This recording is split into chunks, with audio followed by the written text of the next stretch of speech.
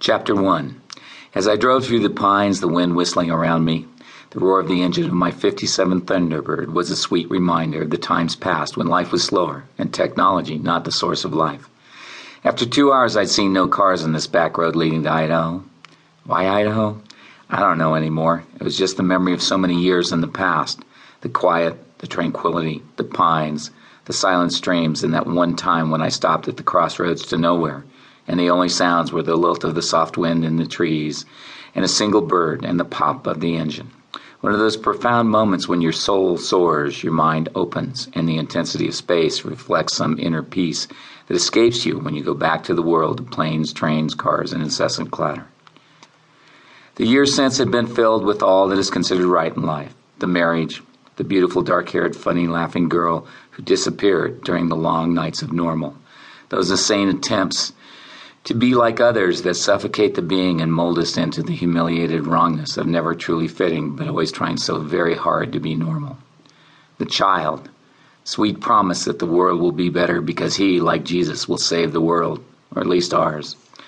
What a burden to place on those small, soft shoulders. The smiles heal, the joy of life lessens the agony and monotony of sameness as the jobs of life smother your own joys. The divorce. What we love in each other dies in each day as we force ourselves to fit in the box of indistinct work. Self-blinding carnage of the true world, real life, and the dreams, the possibilities, and the joys drift to a past that others call unreal, stupid, insane, hopeless, and just plain wrong. Now I drive the forests and the streams and the wind blessing me with their energy and their lack of judgment, embracing me with the gifts of shade, smell, light, and sparkling contentment with life. I pull off the road behind some scrubby willows where others have obviously stopped before me. The trash of their passing a testament to the bizarre lack of caring and the foolish disregard for beauty and silence. Probably these are those same great people who go camping in the woods, taking their culture of boombox and beer to the frontier of silence to dissipate the space and create the confines of awareness and make the lacks of life bearable. I sit in the car. Have I mentioned that I left the top at home? The weather will dictate my rest. As I sit, the silence begins to soothe my weary soul and my body in a way I have not experienced since last I came this way. I open the door and slide out of the car. In front of me is a lazy stream and sandy beach. I slide out of my clothes and walk slowly into the water. It is chilly even this late in the summer. The goose pimples tell me I'm still alive. I walk towards the rocks submerged a couple of feet below the surface. As I sit, the cold water in my crotch makes me stumble, and I fall into the water. I come up with the same joy my little boy does when he plays in the surf or the pool. I suddenly miss his smile, his kisses, and the "Daddy, I love you so much" that precedes hugs and requests for toys.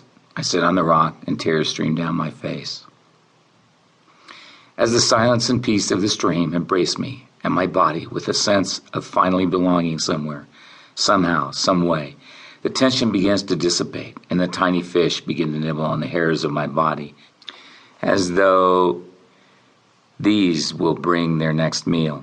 For me, it is a sensation that I've shut off so that I don't have to feel the gnawing knowledge that I should be able to revel in the innate sensorial perversity that bodies enjoy. The tears that drop salt into this sweet stream that, like true life, meanders in the easiest and blessed way that none live in the clattering world of choiceless menu. That menu that has too many choices so that we can make no choice as real and as life. Suddenly the stupidity of no choice gives way to the burst of laughter that creates the awareness of the oneness that I, too, belong with nature, and I am part of the stream of life, and that it and I are the same. I've always felt separate and alone, and finally I know I belong, and that the pain I have lived as greater than me is truly the insane stupidity of making that greater than me in order to truly believe I have no choice. What now? I sit in this wonderful place and rest, allowing the past to leach out into the water.